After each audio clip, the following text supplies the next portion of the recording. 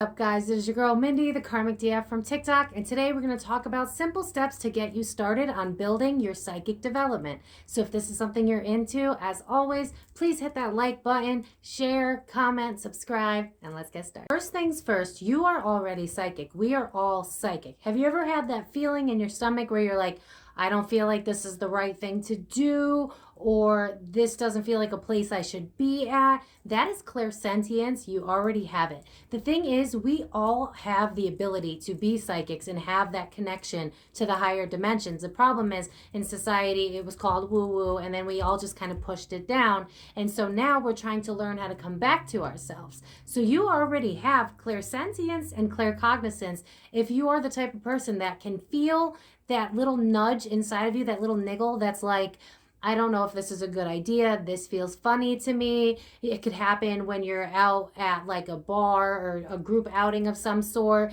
and you're like, this person feels off, or I don't think I should go to this. And then maybe something weird happens. Like you find out later in the day there was a huge fight at whatever place you decided not to go to. These are already two gifts that are pretty much something that like they could have never taken away from us. Intuition is essential to our very survival. It's innate. Knowing that you already have these psychic abilities, the steps that you need to take forward are actually kind of simple. Number one, you need to believe, for one, that's pretty obvious, but also realize that you have a spirit team guiding you. Everybody has a spirit team guiding you, and they do not want to scare you. So if you haven't, said to them, I want to be able to hear you, I want to be able to see, I want to be able to develop these gifts, then they're not going to force you into it because it isn't something that you've decided on your own with your free will that you want to do. So you have to talk to the air, I guess, if you're newer to this, and say, hey, spirit team, this is something that I really want to begin to develop. This is something that I'm ready to start doing. Because with spirit guides, you need to basically give them permission, because that's kind of how it works. You just tell them, this is what I want. And once you say, you have my permission, I'm ready to embody this, then they will start to help you co-create. Now, I mentioned this in a lot of videos, just in general for mental health, but for this especially, silent meditation so that you can start to hear better. Because remember, when you're in the I'm hearing hustle and bustle. Is that accurate? Yeah? Okay. Like the hustle and bustle of life, that sounds so funny.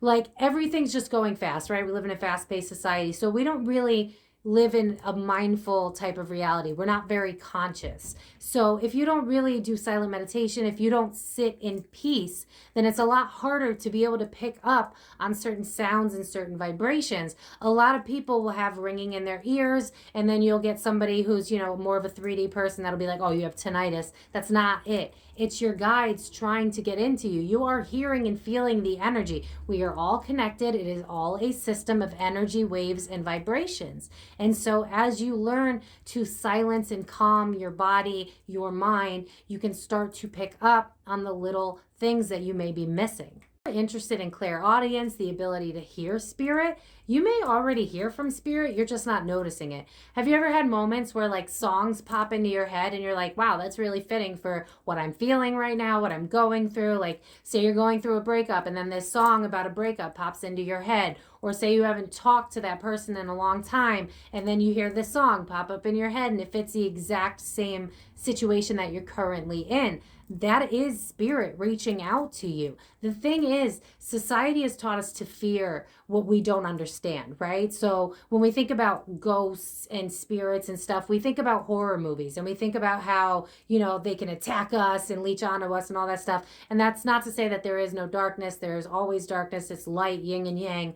But your spirit team does not want to scare you. And so they're going to try to reach you in a way that makes you feel comfortable. And it's up to you to start picking up and acknowledging that these are actually them showing you symbols that they are there, but they have to start small so that they don't overwhelm you, especially if this isn't something that you were prepared for. So music is a really good indicator that they are trying to reach you.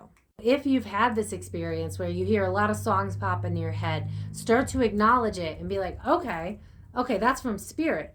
so that they know that you're picking up on these cues so that they can continue. Because in the beginning of my awakening, I heard a lot of songs, so many songs all the time. But like I really couldn't, I'm more of like an intellectual person. It was really hard for me. I was a science major, so it was hard for me to transition into a spiritual mindset.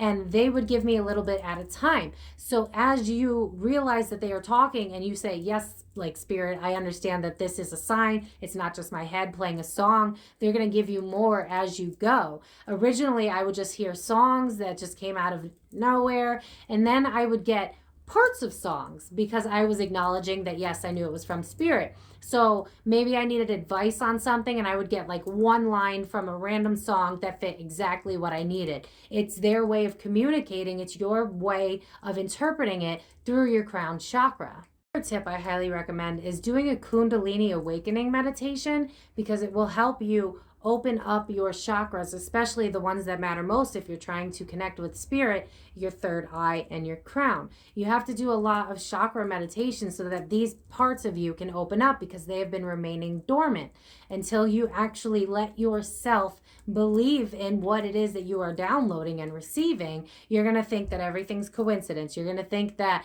it's just something that happens and you're going to wash it off. It's just going to be like, this is just another whatever, because we're so trained to believe that it's coincidence. We need statistical evidence. We need facts. Spirituality is not a facts thing. It's how you interpret spirit. And the more you let spirit in, the more they can reach you. So as you slowly progress and you realize and you say, okay, this song was meant from spirit. I get it. I'm getting the message. I hear you.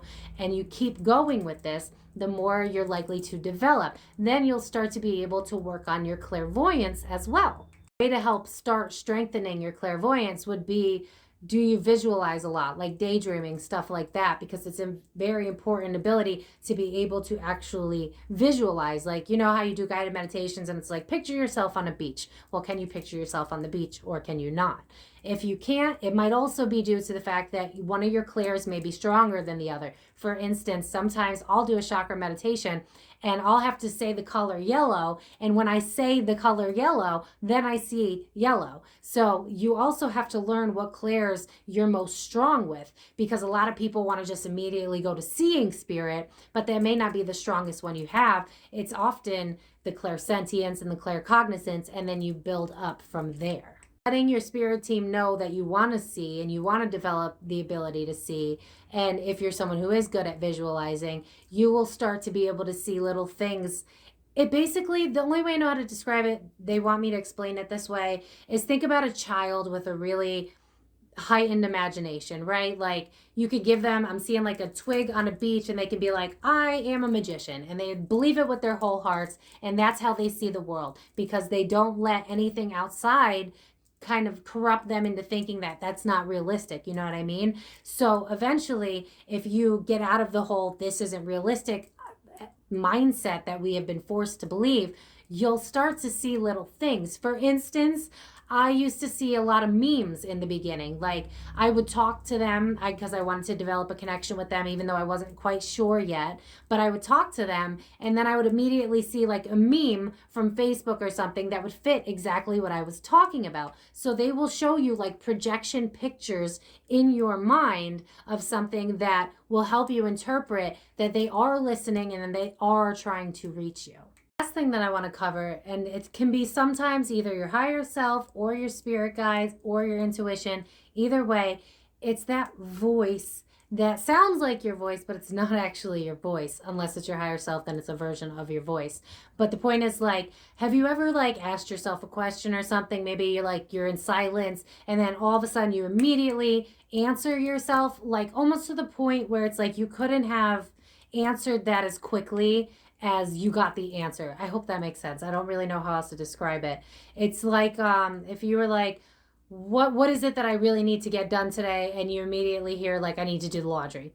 Like that's a horrible example, but it's the only one I can come up with right now.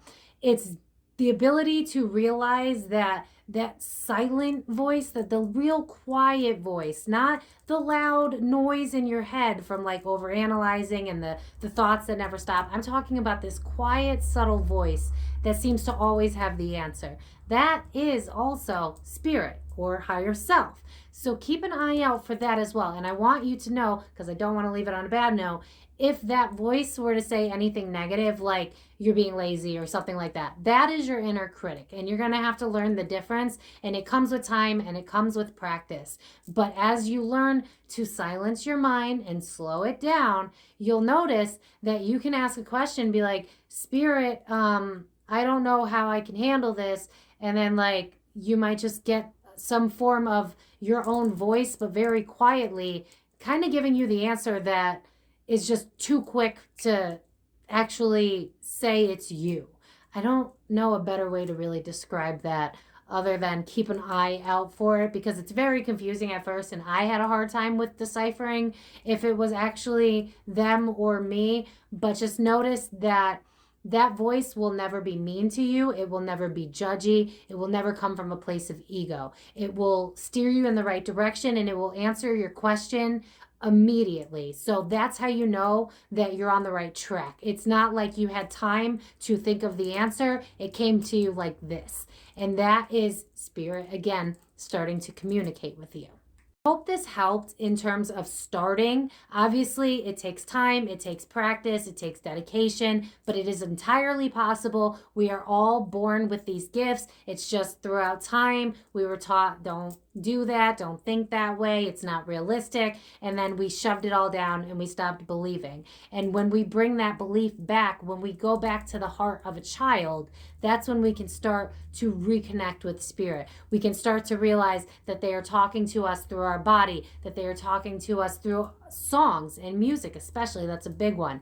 And that sometimes when you get these visualizations, it's not daydreaming, it's not imagination, it is spirit trying to reach you. So if you are ready to try to start this path, then talk to the air. It's going to be uncomfortable. I know, I was there with you. If you've ever yelled into the air because you're angry, they're listening to that too. So you might as well just talk. If anything, at least you're getting it out of your system. You're releasing, you know. But as you learn to develop these gifts, as you learn to believe in yourself, it's going to come in stronger. You're going to realize you're not going crazy, and you're going to realize that you are, in fact, talking to the other side. So I hope you try this, and I hope leave it in the comments if you've been through this already and you can shed some light to other people that may not fully believe, may not be ready yet. But if you guys want a part 2, I can give you more tips as well. But I'm going to leave it at that. And I hope that you guys can practice, try, believe in yourself. Go with the spirit of a kid that has nothing to lose, that believes in the magic of the world again. And once you can do that, you can let your spirit guides in. And the beauty that comes with that is absolutely amazing, and you will not regret it. So I hope you guys have a wonderful weekend. Stay blessed. I love you guys so much.